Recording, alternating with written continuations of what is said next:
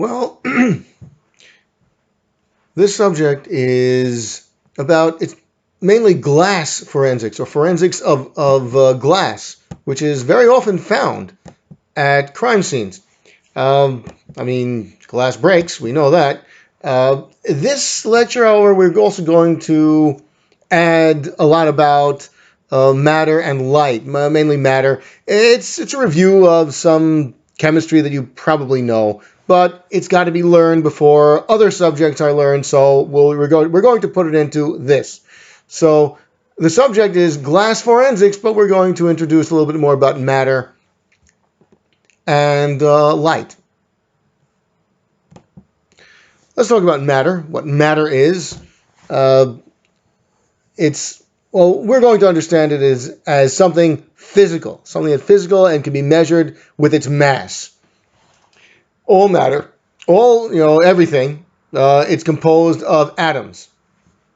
If it has mass, it's an atom. That's the way we understand it. There are only 118 different kinds of atoms, not many of which are going to be relevant to forensics or generally relevant to forensics. But that is all. I mean, there is absolutely nothing, no matter, anywhere in the universe that does not built up of any number of these 118 different atoms.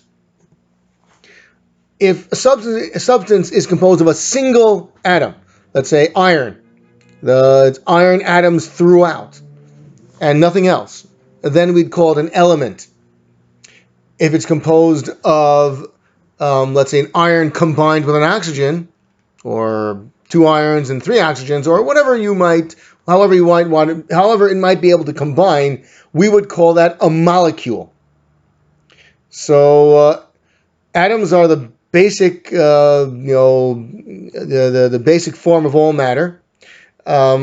Molecules are combined atoms, and sometimes the mass that we see, atoms and molecules are really tiny, but the mass that we see might be composed of either pure atoms, in which case we'd call it an element, let's say pure lead or pure carbon. Then it's made of, if it's made of a single atom, then it would be an element. That's one way of that's one way of getting pure matter. Also, if you combine two atoms, let's say carbon and hydrogen, 4 hydrogens and 1 carbon, let's say. If your mass is composed only of particles, of parts that have 1 carbon and the 4 hydrogens attached to it, then that would be a compound. So for amounts that we deal with in general, like small amounts you can put on a little dish in front of you on a table, you have a huge number of molecules or atoms if it's an element.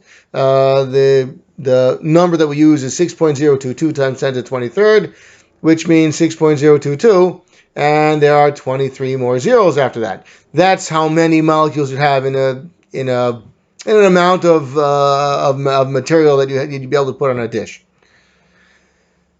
And that's molecules. Also for an element, if you have an element around the size of what you put in a dish, you'd have about 6.022 times 10 to the 23rd atoms in there. The idea is that you can have something made of atoms only. You can have something made of molecules only, or you can have mixtures when you combine the two, or you can mix two things together. For example, you mix salt and water. You don't just have the water, which is H2O, that's a molecule. So a glass of water would be composed of a compound, that's H2O. Every tiny part of the water is H2O. You can also have, let's say, mercury, a glass of mercury, composed of only mercury. That would be an element. Water would be a compound. A glass of water is a compound. Or you can put salt and water, in which case you'd have the salt mixed with the water. So those are 3 different ways of classifying it. I don't mean 3 different ways of classifying it, but 3 different ideas to keep in mind. There is a pure element, there is a pure compound, and there are mixtures. We mentioned that there are 118 elements, no more than that. They're arranged in what they call the periodic table. You've probably seen this before. A lot of what I'm telling you now, you know from high school, but we're just going to review it a little bit.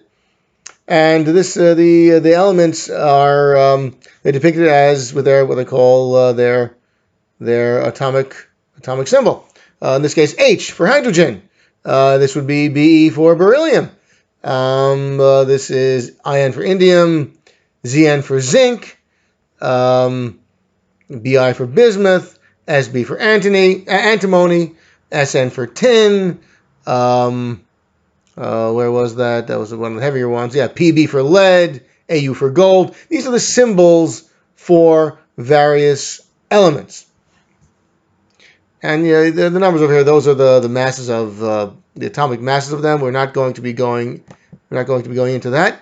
But you should know that you count them all, you get 118 in total. And these are all there can be. There can be, as far as we know, even in theory, there can be no more than 118 elements. You can combine, so anyway, something like Pb, that's lead, that's over here, that's lead. Something composed of all Pb, that would be an element. Something composed of all of barium, that's over here. That would be, again, it's a metal, it's an all element. We have these things, it's easy enough to find. Sb, that's antimony, that's over here. But we also have compounds like H2O, that's the hydrogen over here, combined, two hydrogens over here, that's H2, combined with an oxygen over here. So if your substance is composed of molecules, of pieces that are only of two H's and one O stuck together, and you put all these H2Os together, you can form a glass of water, of a compound. HCl, that's a gas, it also dissolves in water to form hydrochloric acid, but HCl is hydrogen over there, combined with a Cl. And if you have a mass that's only composed of parts which have H connected to Cl, you will have a compound. Okay, KNO3 is another one. That's potassium. That's K over here, potassium. N for nitrogen over here. And O for oxygen over here. This is composed of, three different elements, three different atoms. Potassium, nitrogen, and oxygen. It's called potassium nitrate. These are actually atoms and molecules that come up quite a bit in forensics. Some of them don't come up that much, like xenon. That's an inert, well, not inert. It's a noble gas. Generally, people don't. It has nothing to do with crime. But again, they're all there. So we said that at its core, everything can be broken down to the atoms. Everything is built up of atoms. Again, a couple of atoms combined will make a molecule, but the molecule still comes from the atoms within it. So every atom has this quality. And as an atom, it has protons that's found in the nucleus and electrons that are around the nucleus. We're not going to talk about that now. But anyway, every atom has protons that are positively charged and electrons that are negatively charged.